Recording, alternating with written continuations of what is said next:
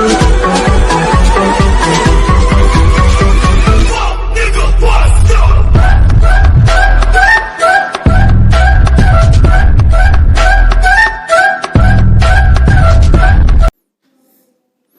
Friend, मैं सनी आप सभी का स्वागत करता हूं आपके अपने चैनल इलेक्ट्रिकल रिसर्च एकेडमी के ऑनलाइन पोर्टल पे। हम लोग जनरल साइंस के सेशन देख रहे हैं 1 LL के रूप में, जैसे स्पीड में पढ़ते हो उसी तरीके से देख रहे हैं। तो सेशन डेली इंपॉर्टेंट होता है क्योंकि हम लोग क्या करते हैं, बहुत तेज़ी से पढ़ते हैं और सभी चीज़ों को समझते हुए पढ़ते हैं। ठीक है, तो समय के साथ साथ अच्छे अच्छे क्वेश्चन भी देखते हो, और ये वही क्वेश्चन है जो तुम्हारी LP टेक्नीशियन या फिर जितने भी नॉन टेक एग्जाम होते हैं उसमें GS का रूप में काम करते हैं, अधिकतर खासकर लोको पायलट और टेक्नीशियन वाले एग्जामों में। ठीक है, रेलवे के एग्जामों में। तो सेशन ज़रूर देखा करो, और नहीं देखते हो तो देख लिया करो, बाद में भी देख सकते हो। ठीक है, तो सेशन से जुड़ने के लिए तुमको चैनल को सब्सक्राइब करना पड़ेगा, तो चैनल को सब्सक्राइब जरूर कर देना क्योंकि डेली वीडियो आती है। ठीक है, तो हम लोग कर लिए थे, उसके आगे का क्वेश्चन देखना स्टार्ट करते हैं। मेरे बाबू सेशन पसंद आए तो इसको लाइक, शेयर और सब्सक्राइब जरूर कर देना। चलो पहला क्वेश्चन देखते हैं क्या है। पूछा क्या है कि मोलस्का ग्रुप के अंतर्गत मुख्यतः कौन कौन से जंतु या कीट आते हैं। देखो, मोलस्का ग्रुप सिंपल बात में याद रखो कि वो जंतु तो सॉफ्ट होता है, जंतु सॉफ्ट होता है, मगर उसके ऊपर क्या होती है, एक हार्ड आवरण होती है। ठीक है, हार्ड आवरण होती है जो उसकी सुरक्षा, अपनी सुरक्षा के लिए प्रयोग करता है। जैसे स्नेल देखते हो, स्नेल को हल्का सा भी तुम छुओगे या कुछ करोगे तो फट से उस हार्ड कवर के अंदर चले जाते हैं, यानी अपने आप को सेफ महसूस कराने के लिए। तो उनके जो सॉफ्ट स्किन होता है या फिर जो सॉफ्ट बॉडी होती है, इसके ऊपर एक हार्ड कवच होता है, उसको मोलस्का कहते हैं। जैसे कि घोंगा और सीपी इसके एग्जाम्पल है। ठीक है, चलो अगला क्वेश्चन देखते हैं। इकाइनोडर्मेटा संघ के अंतर्गत मुख्यतः कौन कौन से जंतु आते हैं। ठीक है, तो यानी जो बहुत मतलब लूज लूज होते हैं। ठीक है, और अधिकतर कहाँ पाए जाते हैं तुमको, सी, ओशियन, इन सब जगहों पे, यानी जो नमक वाले पानी होते हैं उनमें पाए जाते हैं, नदी उदी में कम पाए जाते हैं। ठीक है, तो ऐसे कौन कौन से हमारे ग्रुप में अन्य जंतु, जैसे तारा मछली यानी स्टार फिश हो गया, ब्रिटिल स्टार हो गए, ये सब जो मछलियाँ होती हैं अधिकतर क्या होती हैं, बहुत सॉफ्ट होती हैं। ठीक है, तो ये सब इसके अंतर्गत आती हैं। ठीक है, तो तारा मछली, ब्रिटिल स्टार इसके एग्जाम्पल होगा। अगला देखते हैं, मनुष्य का पाचन क्रिया का प्रारंभ कहाँ से होता है। तो सर ये हमारे होता है मुख से ही स्टार्ट हो जाता है। ठीक है, मुंह में ही हमारे सलाइवा आते हैं। ठीक है, सलाइवा यानी जिसको लार बोलते हैं, वहीं से स्टार्ट होती है सारी कहानी, और वहीं से हमारा बनना यानी खाना पचना स्टार्ट हो जाता है। और जितना अधिक तुम कुछ के खाओगे उतना अधिक वो इसकी रेट बढ़ जाती है। ठीक है, तो मुख से ही स्टार्ट हो जाती है। सही है, चलो अगला देखते हैं। सिराय द्वारा कौन सा रक्त प्रभावित होता है। ठीक है, सिराय पूछ रहा है, सिराय और धमनी दो होती हैं। ठीक है, तो सिराय क्या होती हैं, जो हमारी इम्प्योर ब्लड होती हैं वो कहाँ तक ले जाती है, किडनी के पास ले जाती है। ठीक है, फिर किडनी वहाँ से प्योर करता है। ठीक है, तो याद रखना, सिराएं जो होती हैं कौन से रक्त ले जाती हैं, अशुद्ध रक्त ले जाती हैं। फिर वहाँ पे प्योर होने के बाद फिर दूसरे पाइप के द्वारा आती हैं, और उस पाइप को हम लोग क्या कहते हैं, उस पाइप को हम लोग धमनी कहते हैं। ठीक है, तो सिरा धमनी याद रखना।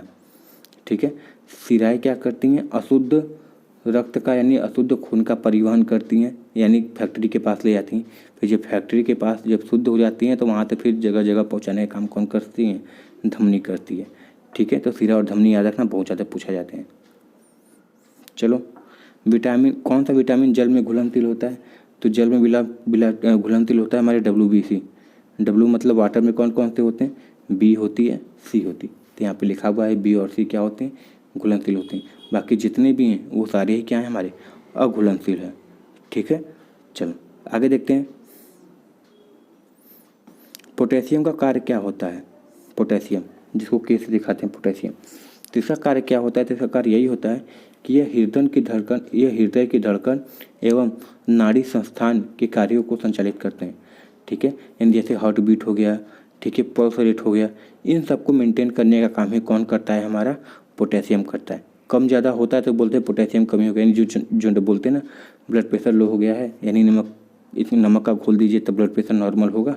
ठीक है, तो नमक में क्या होती है, क्लोरीन के साथ साथ पोटेशियम भी मिलाया जाता है। ठीक है, जैसे इलेक्ट्रॉल ये सब होता है उसमें पोटेशियम भी होते हैं।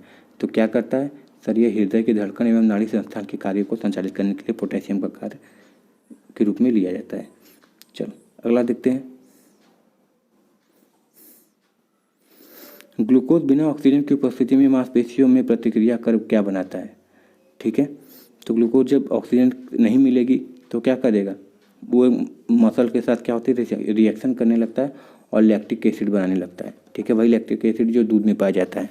ठीक है, तो लैक्टिक अम्ल बनाने लगता है। इसीलिए बोलते हैं, बहुत लोग बोलते हैं कि सर हम प्रोटीन खा रहे हैं, ठीक है, मगर बॉडी नहीं बन रही है। तो प्रोटीन खा रहे हो तो उसके साथ पानी भी बहुत ज़्यादा पीना पड़ता है, क्योंकि प्रोटीन टूटेगा किसके साथ, टूटेगा तब बॉडी में एब्जॉर्ब होगा ना, तो उसके लिए पानी पीना बहुत ज़रूरी है।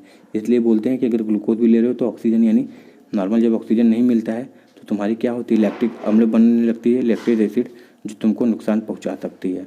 ठीक है, चलो आगे देखते हैं।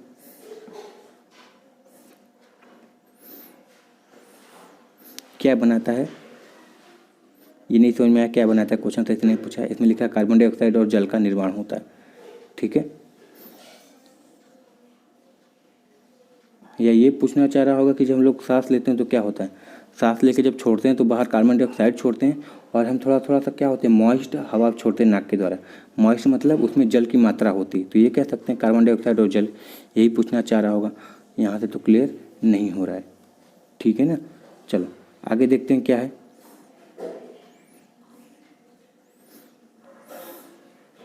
एनिलिडिया में उत्सर्जक उसके किस उत्सर्जित अंग द्वारा होता है। ठीक है, एनिलिडिया जानवर होता है, मतलब ग्रुप होता है, उसमें जो मतलब सांस लेके बाहर छोड़ते हैं ऑक्सीजन, जो भी छोड़ता हो, ठीक है, उसके किस किस अंग द्वारा ये कहानी होती है। जैसे हमारे फेफड़े द्वारा होती है ना, तो एनिलिडिया ग्रुप में किसके द्वारा होती है, तो ये होता है सर नेफ्रिडिया के कारण होता है। किसके कारण, नेफ्रिडिया के कारण होता है। ठीक है, इसको याद रखना। मूत्र का पीएच मान कितना होता है, तो सर मूत्र का पीएच मान 6 होता है। ठीक है, सही है। और कभी कभी होता है कि मूत्र का पीला रंग किसके कारण होता है, तो यूरोक्रोम के द्वारा होता है।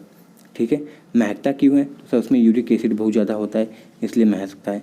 ठीक है, अच्छा मूत्र का पीएच मान 6 है, मतलब ये एसिड हुआ कि बेस हुआ, तो बोलोगे सर उसका मान अगर 6 से कम होता है तो ये क्या कहलाता है हमारा, तो सर ये हमारे हो जाते हैं धीरे धीरे एसिडिक रूप में चले जाते हैं। ठीक है, और जब ज़्यादा होते हैं तो बेसिक रूप में हो जाते हैं 7 से ज़्यादा। और 7 पे क्या होता है, पीएच मान 0 होता है, यानी न्यूट्रल होता है। चलो अगला देखते हैं। बहिस्रावी और अंतःस्रावी यानी बाहर और अंदर दोनों प्रकार की किस ग्रंथि में होती है। ठीक है, यानी अंदर भी स्रावित हो रहा है हार्मोन्स और बाहर भी स्रावित हो रहा है, तो ये किस ग्रंथि के अंतर्गत आता है, तो सर ये अग्नाशय के अंतर्गत आता है। अग्नाशय को क्या बोलते हैं हिंदी में, इंग्लिश में सर बोलते हैं पेनक्रियाज। और ये पेनक्रियाज हमारे खाने पचाने में भी बहुत ज़्यादा इंपॉर्टेंट है, क्योंकि यहाँ पे भी वो हार्मोन्स छोड़ते हैं। ठीक है, जिससे खाना पचती है। ठीक, क्या बोलते हैं उसको, अग्नाशय बोलते हैं। ठीक है, चलो आगे देखते हैं। पीयूष ग्रंथि या जिसको पिट्यूटरी ग्लैंड बोलते हैं, इसको मास्टर बोलते हैं, मास्टर ग्रंथि। क्यों पता है, क्योंकि ब्रेन के पीछे होता है और सारी चीज़ें वहाँ से कंट्रोल होती है। ठीक है, हार्मोन छोड़ना है नहीं छोड़ना है, गर्मी लग रही है इसको, अच्छा पसीना छोड़ देते हैं तो इसकी बॉडी ठंडी रहेगी या नहीं रहेगी, यानी पूरा कंट्रोल इसका रहता है। इसलिए इसको क्या बोलते हैं, मास्टर ग्रंथि बोलते हैं, यानी पिट्यूटरी ग्लैंड भी उसको बोलते हैं, या पीयूष ग्रंथि, 3 नाम। ठीक है, तो इसको याद रखना मास्टर ग्रंथि क्या होता है। स्प्रिंग को आप सामान्य लंबाई पर वापस लौटने के लिए लगने वाला बल क्या कहलाता है। ठीक है, अच्छा अब जब आप स्प्रिंग को खींच देते हैं ना, तो उसमें आप क्या भर देते हैं, याद रखना, जब आप स्प्रिंग को खींच देते हैं तो उसमें आप क्या भर देते हैं, एक तरीके से स्थितिज ऊर्जा भर देते हैं। ठीक है, फिर जैसे ही छोड़ते हैं किस में बदल जाता है, गतिज ऊर्जा में बदल जाता है। ठीक है, इसका फॉर्मूला होता है, कभी कभी पूछता है तो -kx होता है। -kx क्यों लगाते हैं, क्योंकि आप उसके विस्थापन में किए हैं, और ये जो k है आप जो बल लगाते हैं उसके जस्ट उल्टी दिशा में स्प्रिंग बल लगाता है, इसलिए माइनस लगा होता है। ठीक है, और ये जितना विस्थापन करेंगे उतना अधिक बल लग जाता है, तो F बराबर -kx होता है। ये विस्थापन है, आप जितना चौड़ा खींचेंगे उतना ही अधिक क्या होता है, बल लगता है, और किस दिशा में, उल्टी दिशा में लगता है। ठीक है, तो जो वापस लौटने वाली जो बल होता है उसको क्या बोलते हैं, प्रत्यानयन बल। ठीक है, क्या बोलते हैं, प्रत्यानयन बल, जिसको इलास्टिक फोर्स भी कहते हैं। ठीक है ना, इसको याद रखना। चलो पौधे के लिए सबसे अच्छा उर्वरक कौन सा होता है, तो पौधे के लिए सबसे अच्छा उर्वरक क्या होता है, कंपोस्ट होता है। ठीक है, कंपोस्ट खाद। ठीक है, यानी जो नेचुरल खाद होता है तो वो सबसे बेस्ट होता है। ठीक है, किसी को कोई नुकसान नहीं पहुंचाए, तुम भी खाओ नेचुरल चीज़ें, पौधे भी खाएं नेचुरल चीज़ें। ठीक है ना, चलो अगला देखते हैं।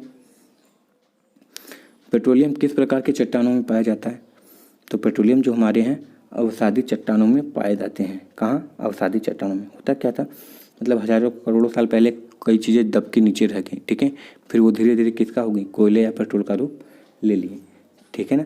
याद रखना, पेट्रोलियम, कोयला, केरोसिन, डीजल और जहाँ तक कि प्रयोग होते हैं किसमें, रॉकेट वाले में जो फ्यूल प्रयोग होता है वो सभी पेट्रोलियम के क्या हैं, अवरूपी हैं। केवल जैसे जैसे उसको प्योर करते चले जाते हैं वो हमारे लिए महंगा होता चला जाए, क्योंकि प्योर का भी खर्चा बढ़ता है, प्योरीफिकेशन का, ठीक है, शुद्धिकरण का पैसा बहुत ज़्यादा लगता है। तो जैसे जैसे वो प्योर होता चला जाएगा हम अच्छे अच्छे चीज़ों को निकालते चले जाते हैं और वो महंगा होता चला जाता है, ठीक है। तो इसको याद रखना, पेट्रोलियम होता है, तो ये पेट्रोलियम। ये क्या होता है, जब इसको तुम हाथ पे लोगे या कहीं पे लोगे, ये ऑक्सीजन के जब यानी जब ताप के सेंस में आता है तो फट से ये उड़ना स्टार्ट कर देते हैं, ठीक है। अब जब इसको ताप दोगे तो बहुत जल्दी से ये उड़ जाते हैं, डीजल उजल में ऐसा नहीं होता है, ठीक है ना। ये चीज़ याद रखना, यानी हल्के होते हैं ये। अगला, गुब्बारों को उड़ाने के लिए हम किस गैस को काम में लेते हैं, तो गुब्बारों को उड़ाने के लिए सबसे हल्के गैस का ही प्रयोग करेंगे, क्योंकि तभी वो उड़ पाएगा।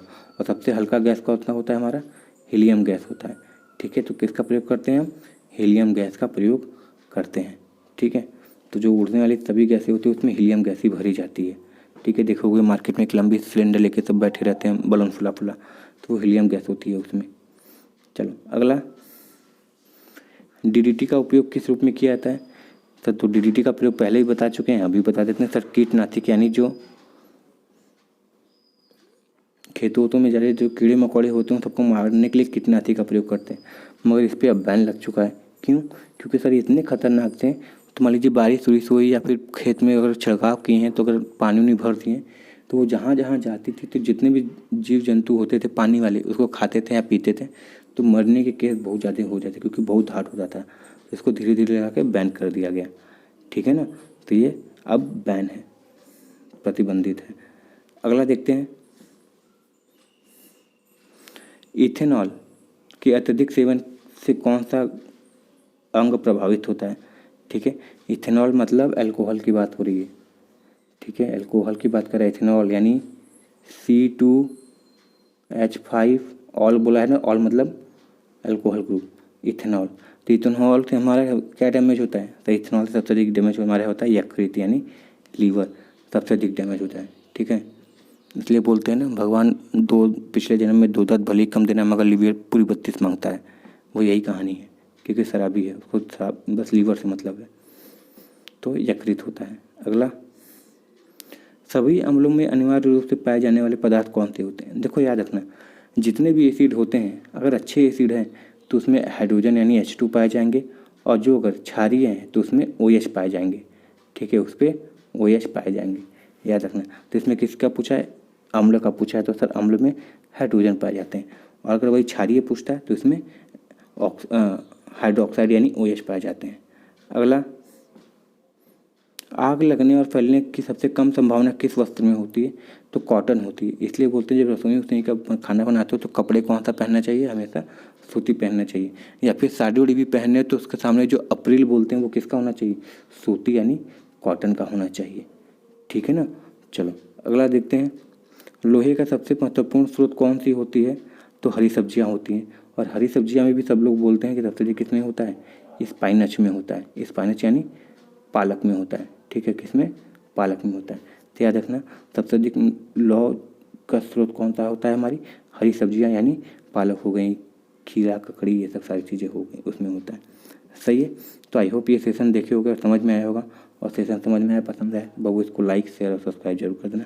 मिलते हैं नेक्स्ट वीडियो में। Thank you very much and all the very best.